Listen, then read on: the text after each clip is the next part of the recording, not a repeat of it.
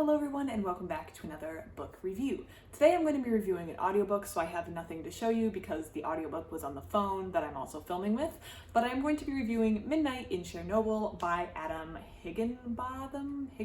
I will have the name in the description because I'm not entirely sure how to say his last name. As mentioned, this was an audiobook I listened to. I have just returned from vacation and I'm working through my backlog of books that I need to review, and this was one of the books that I listened to while driving on my vacation, and I enjoyed it, so I wanted to talk about it.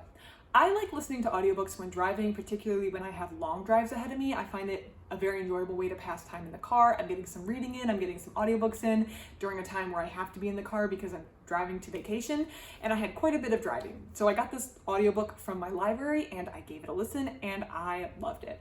So I do not watch, let me start here. I do not watch a lot of TV. I don't really have any subscription services. I just got a subscription service to the Crunchyroll anime one because I wanted to watch a couple shows on there, but normally I don't have any subscriptions. I just access them as needed, but or I watch it on a friend's account. But I did wind up watching the Chernobyl show that came out in like 2021, somewhere in there with a friend. So I watched the show and I really enjoyed it. I say enjoyed because how much are you going to enjoy a massive nuclear disaster? I don't really want to be like, oh, I enjoyed the show, but it was a very enjoyable to watch. Well, see, it all sounds weird. It was very educational, and I think it was a very well done show. I think it was a very well put together show, and I think it really explained the situation quite well.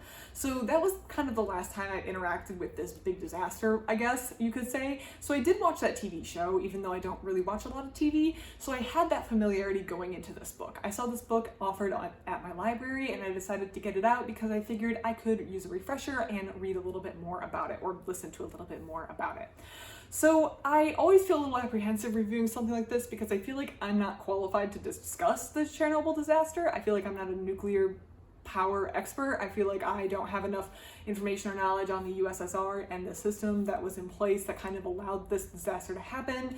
I feel like I don't have the information, I feel like, to necessarily speak about this intelligently. So this review is going to be my observations from the book. I don't want any of this taken as fact. I think everyone should read and study this on their own if they're interested in it. So this is not fact. This is just my observations from reading the book, which was written from the author's perspective. So I want that to be clear. I might make mistakes in here, but this is what I understood and this is what I took away. When I think about the disaster that happened at a nuclear power plant, the first thing that comes to mind is like, well, this is going to be complicated. There's going to be so much in here that I don't understand. I don't understand how nuclear power plants work. This is going to be confusing. But I think the author did a really good job of providing the background and information we need so that I really felt like I understood what was happening. I feel like I understood at a very broad, general level kind of how the situation happened, which was new and something that I didn't really know before getting into this book. I think maybe they touched on it or they went through it on the TV show, but this book really kind of solidified it for me and provided all the information that I needed. Basically, the reactor was going through a test, and during this test, some of the operators or an operator accidentally brought the power level down to 0, which they weren't supposed to do. And then they attempted to bring it back up by removing control rods. I have to say that I had heard the word control rods thrown around quite a bit, but I had never understood what a control rod was until reading this book. Again, I think the author just did a really good job with explanations. Anyways, to get the power back up, which the power had gone down because of like xenon poisoning, which if you asked me before I read this book about xenon poisoning, I would have been like, this book is too complicated. But again, the author held your hand and walked you through every step. They remove all the control rods to kind of bring the power back up on the plant because they don't want to bring the power back down to 0. However, when they tried to insert the control rods at the end of the test, there was a design flaw in, they were like RMBK, I think was the type of reactor that Chernobyl was. The reinsertion, which was supposed to be a safe procedure, actually led to a explosion and meltdown, kind of this runaway reaction, which the operators did not know that was a design flaw of the reactors, and therefore they didn't know that by reinserting all these control rods, they were going to cause this situation to break down. This audiobook goes in chronological order. It's probably the best way to do it, starting from before the disaster, right before the disaster, all the way through to kind of modern consequences. I think that the book did a really good job of tying how the Chernobyl disaster tied into, or how some people believe it ties into, the fall of the USSR. I don't know if that's like accepted as fact by historian, but it definitely played a role in how maybe people perceived their government living in the USSR. So I felt like the author did a really good job tying that part together. I think the long-term consequences of maybe the radiation and some of that stuff might be better known, but how it affected the political environment of the USSR, I mean, if you asked me, I would have been like, yeah, there probably was an effect, but really understanding how that effect came about was something I hadn't thought about before, and I think this book did a really good job of that. The book also does multiple viewpoints, so we aren't just staying with one person, and the viewpoints aren't just people working in the reactor. It includes people in the government, people who are doctors, wives, people who work in the reactor, doctors from the United States. So it includes a wide variety of people. People from, I don't want to get the country wrong, is it Sweden? Somewhere in Europe that initially detected this disaster. And I think that following multiple viewpoints kind of gave a good overarching picture of the situation. You kind of got the story from different viewpoints and different angles, which gives kind of a better view of what happened overall. I think the author did a really good job also of looking at the system in place that allowed this to happen. He made it very clear that there was a system of like cutting corners and doing things just to get things done. I feel like when reading this book, I had this vision of like someone at the top yelling at the person below them, so he's pressuring them to get that done. So then that guy turns around and pressures the person below him to get stuff done. That person turns around and pressures the person below him to get stuff done, to the point where there's so much pressure and belittlement. And there's also sometimes like a threat of violence, or a threat of loss of privileges or status or job, which are all things people don't want to lose, to kind of get things done. And it creates this culture in which people were cutting corners. For example, this test was supposed to be performed before the reactor got online. That was my understanding, and it wasn't done because they needed to just get the reactor online to meet certain deadlines, because again, the pressure coming from above to get this done.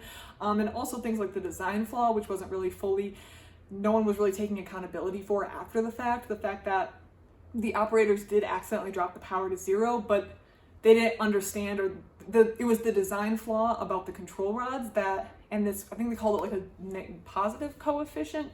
You're gonna have to read the book to figure out what that is. Positive coefficient, I think. Positive?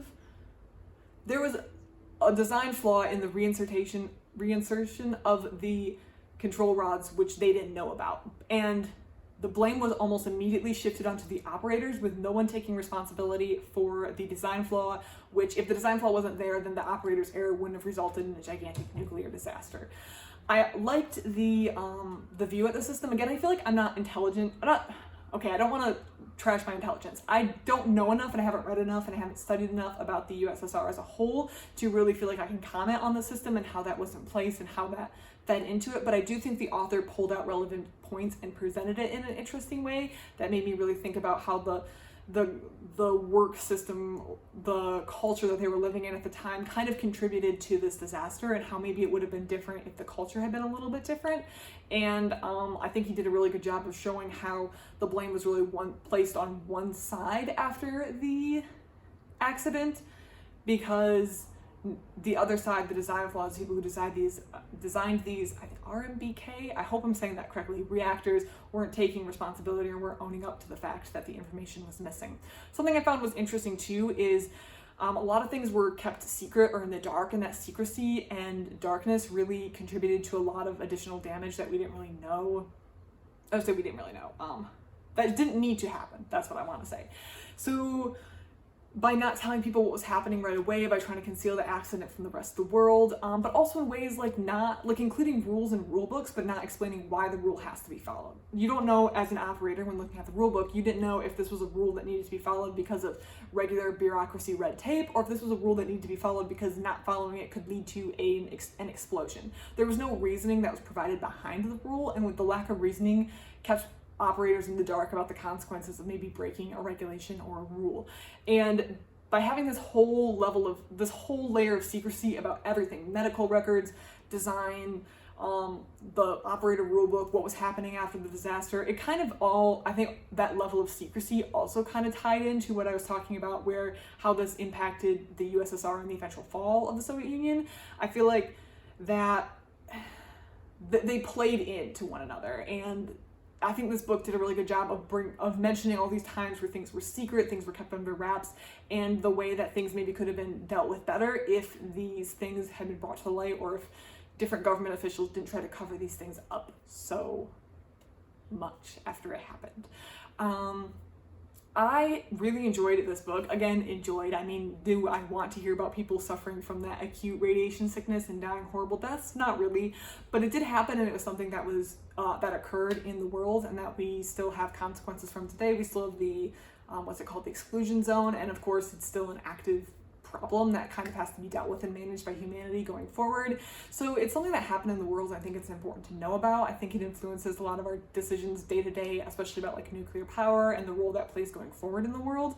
And so knowing about it is, in my opinion, important. And I enjoyed reading this book because I feel like it gave me a better picture and a good overview of what happened, why it happened the way it happened, and the long-term and short-term and long-term consequences of this disaster. So if you're looking for a good overview of this nuclear disaster, if you want something to kind of give you some background on what happened there, I really recommend this. I liked the audiobook. I did not read the print version, but I did listen to the audiobook and I did enjoy it. So if you're looking for an audiobook, Midnight in Chernobyl was enjoyable to me. Again, enjoyable, very educational and well done for me, and I would recommend it to anyone wanting to learn more about this subject. If you have any thoughts, opinions, if you read this book, if you have another book that you think did a better job that you would like me to read, please put it in the comments below. I'd love to hear it. Otherwise, thank you so much for watching, and I hope you have a great rest